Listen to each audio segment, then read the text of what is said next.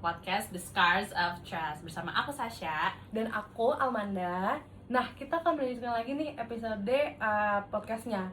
Berbeda dengan topik episode sebelumnya yang sudah membahas tentang pentingnya menjaga perhatian, apresiasi, dan self-esteem pada pasangan dalam hubungan. Kalau episode ini gimana, Sya? Nah, di episode kali ini kita akan melanjutkan dengan topik yang agak berat dan juga relate banget sama kondisi zaman sekarang. Nah, kita tahu ya kalau selingkuh itu sebuah masalah klasik nih. Tapi di era digital ini ada bumbu tambahan yang bikin rasanya makin pedes gitu, yaitu peran media sosial. Sosial media as a risk ya? Ya, bener banget, Man. Nah, kadang kita lihat kan di timeline sosmed nih, kasus perselingkuhan itu menjadi konsumsi publik. Nah, di episode ini kita bakal bedah dampak perselingkuhan. Gak cuma buat yang diselingkuhi, tapi juga buat pelakunya, anak-anak, dan keutuhan keluarga itu sendiri.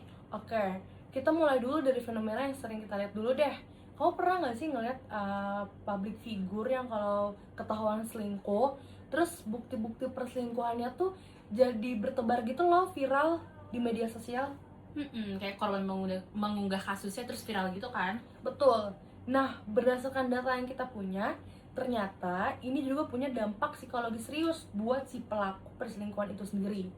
Jadi, menurut penelitian ini, ketika kasus itu naik ke media sosial, pelaku bakal habis-habisan di komentar negatif. Nggak cuma sama keluarga besar, tapi juga sama netizen yang bahkan nggak kenal sama mereka. Wah, saya cyberbullying gak sih jatuhnya? Bisa dibilang sanksi sosial yang keras. Dampaknya, pelaku ini bisa merasa sangat malu dan stres akibat yang itu tadi di komentar yang negatif. Jadi, kalau ada pelaku nih yang mikirnya, aman aja lah, mereka tuh lupa kalau zaman sekarang jempol netizen itu bisa bikin stres. Nah, bener banget. Dan juga ada satu lagi nih dampak pada pelaku yang menurut aku lumayan menarik. Jadi dalam penelitian yang aku temui ini disebutkan kalau misalnya pelaku selingkuh itu punya kecenderungan untuk membanding-bandingkan pasangan yang sah dengan selingkuhannya. Wah, parah banget sih itu, bahaya banget. Iya, karena perilaku ngebanding-bandingin ini tuh berpotensi besar untuk merusak kualitas hubungan pernikahan itu sendiri. Jadi udah dia salah, terus dia malah membandingkan istri atau suaminya dengan si orang ketiga. Jadi makin memburuk kualitas pernikahannya ya. Bener banget, Man. Nah, sekarang kita geser ke sisi korban kali ya, Man. Ini pihak yang paling sering kita kasih empati sih. Dampaknya tuh emang berat banget buat si korbannya. Nah, jelas dah. Jadi menurut Soleha dan Kurniasi, korban perselingkuhan itu paket lengkap emosi negatifnya. Marah itu udah pasti, kecewa juga udah pasti. Tapi ada juga perasaan ragu, muncul juga gejala depresi, trauma, sampai kecemasan yang berlebih. Dan ini perlu dicatat juga. Seringkali individu yang menjadi korban, terutama perempuan, itu terdampak sangat besar. Sampai-sampai mereka tuh butuh intervensi klinis.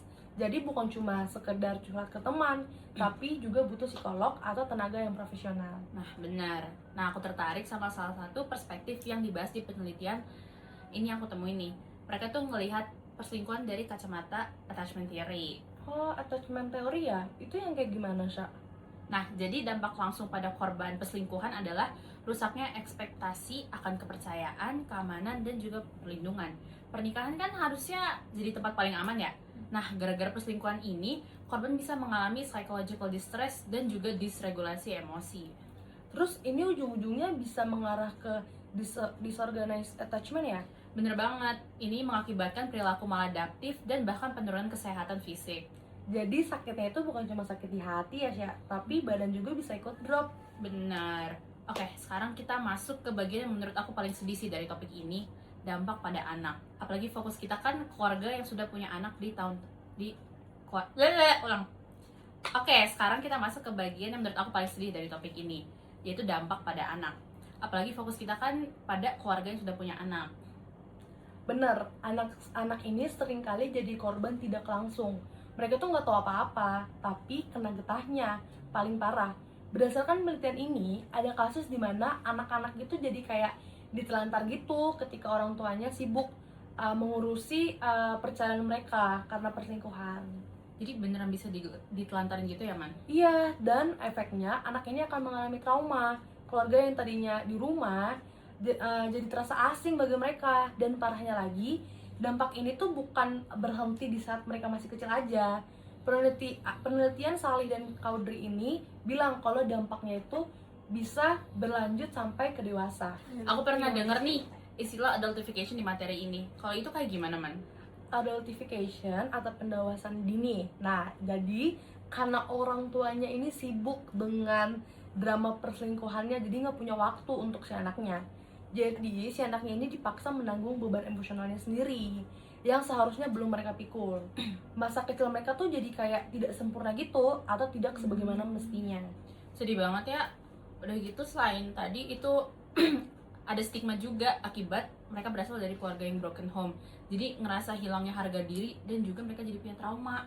Dan ini tuh nyambung ke masa depan mereka juga. Ketika anak-anak ini dewasa atau mau pacaran atau menikah, mereka tuh kayak punya fear of abandonment gitu atau ketakutan akan ditinggalkan. Mereka jadi punya kewaspadaan berlebihan, overthinking kalau pasangan mereka tuh bakal selingkuh kayak orang tua mereka. Nah, ngomong-ngomong proses yang dialami oleh anak, ada penelitian menarik nih dari Castro Bofill dan kawan-kawan.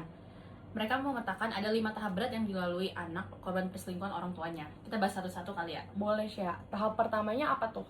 Nah, tahap pertama itu reaction. Jadi ini tuh respons awal pas anaknya tahu orang tuanya ada yang selingkuh. Isinya tuh emosi marah, benci, kecewa, dan hilangnya rasa hormat. Jadi tercipta jarak emosional sama orang tuanya yang selingkuh. Oke, paham. Emang banyak emosi yang dilalui pasti ianya ya. Lalu tahap selanjutnya gimana? Tahap kedua yaitu circumspection. Nah, di fase ini merupakan fase waspada. Anak jadi takut ambil resiko dalam hubungan asmara mereka sendiri di masa depan nanti. Mereka jadi ragu sama konsep pernikahan dan juga hubungan romantis karena trauma lihat kegagalan orang tuanya. Oke, paham. Kalau trauma itu ya jadi terngiang-ngiang terus sama perselingkuhan orang tuanya. Kalau gitu tahap selanjutnya apa, Sa? Nah, next itu ada self recognition. Ini titik balik sebenarnya. Anak yang udah remaja mulai sadar sama perasaan mereka. Mereka mulai paham kalau misalnya masa depan hubungan mereka itu bergantung sama keputusan mereka sendiri, bukan ditentukan sama konflik orang tuanya yang di masa lalu. Berarti di sini udah lebih move on ya dari masa lalunya. Nah, iya benar. Nah, setelah tahap ini, anak bisa ke dua arah, Man. Kalau misalnya arah negatif, itu masuk ke tahap stagnation. Sikap apatis, pasif, memendam masalah, nutupin aib keluarga demi norma sosial. Cuma sekedar bertahan aja nih, tapi nggak nyelesain masalah emosinya. Waduh, bahaya juga ya kalau sampai stuck di tahap itu. Kalau gitu positifnya gimana, Sya? Nah, kalau arah positifnya disebut overturn. Ini kemampuan remaja mengubah pengalaman buruk jadi pengalaman. Mereka pakai kegagalan orang tua sebagai contoh apa yang tidak boleh dilakukan. Tujuannya biar mereka bisa jadi pasangan dan orang tua yang lebih baik di masa depan. Bisa dibilang overturn ini harapan ya. Jadi pengalaman pahit di masa lalunya diubah jadi refleksi buat memutus rantai perselingkuhan supaya nggak terulang lagi. Kita akan bahas tentang dampak perselingkuhan pada unit keluarga itu sendiri. Fondasi unit keluarga ini jadi hancur akibat perselingkuhan. Hancur total sih, Sya. Dari penelitian Dewan TDKK bilang dampaknya kena ke seluruh anggota keluarga. Secara hukum jelas ya, perceraian, rebutan hak asuh, ataupun pembagian harta. Oke, nah tapi jangan lupa dampak di aspek finansialnya juga nih. Menurut Gordon dan Mitchell, mereka menyebutkan kalau misalnya pasangan yang selingkuh seringkali mengalami kerugian finansial yang bikin keluarga jadi rentan alias miskin mendadak. Mungkin karena biaya selingkuh atau biaya buat perceraian ya? Bisa jadi, Man. Dan resikonya bukan cuma uang, tapi fisik. Pasangan yang selingkuh lebih beresiko mengalami konflik agresif dan juga kekerasan dalam rumah tangga alias KDRT. Serem juga ya. Kalau selain itu ada dampak lain gak, Sya? Di penelitian yang aku nemu ini, mereka juga nambahin kalau misalnya peran suami dan ayah jadi terganggu akibat perselingkuhan. Anak-anak merasakan ketidakhadiran ayahnya yang jarang pulang. Suasana rumah jadi tegang dan anak-anak juga bisa merasakan ketegangan itu. Beneran menjalar kemana-mana ya ini dampaknya. Jadi kayak domino effect gitu. Nah, keintiman dan kepuasan pernikahan juga terjun bebas menurut Oktavia dan Ubani. Jadi, kalau ditarik benang merahnya, selingkuh itu kayak bom waktu yang menghancurkan segalanya. Mental pelaku, mental korban, masa depan anak, sampai dompet dan keamanan fisik keluarga juga. Setuju. Dan balik lagi ke poin awal kita soal media sosial. Semua kehancuran ini sekarang bisa terekspos ke publik yang nambahin lapisan rasa malu dan stres bagi semua pihak yang terlibat. Tapi pertanyaannya, Man, is it really the end? Apakah perselingkuhan itu pasti berujung perceraian? Atau sebenarnya pernikahan itu masih bisa diselamatkan? Bisa, Sya. Pasangan ada yang memilih untuk tetap bersama setelah mengalami perselingkuhan. Jadi pernikahannya tetap jalan, tapi nggak instan jalannya. Oke. Jadi menurut Abrahamson, hal pertama yang dilakukan seseorang setelah mengetahui pasangan berselingkuh adalah apakah mereka masih tetap termotivasi untuk tetap dalam hubungan tersebut. Oh, jadi mereka harus nentuin dulu ya, mau make things work atau enggak. Bener banget. Terus pasangan suami istri tersebut harus memaknai dulu pernikahannya, di pernikahan mereka itu gimana, ngobrolin juga kejadiannya. Nah ini tuh bisa ngebantu pasangan dalam proses ini.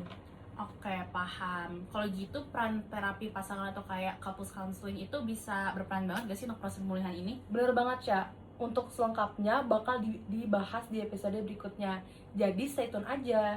Oke, jadi buat pendengar kita, selingkuh itu efek dominonya panjang banget, apalagi kalau udah punya anak. Bener banget. Ingat 5 tahap tadi. Kalau kalian adalah anak yang mengalami ini, semoga kalian bisa sampai ke tahap overturn. Jadikan pelajaran, jangan diulangi. Benar, pemutus rantai itu mungkin berat, tapi pasti bisa dilakukan. Jadi terima kasih udah mendengarkan episode ketiga dari The Scars of Trust. Jaga terus komitmen kalian dan sampai jumpa di episode selanjutnya. Bye Bye. bye.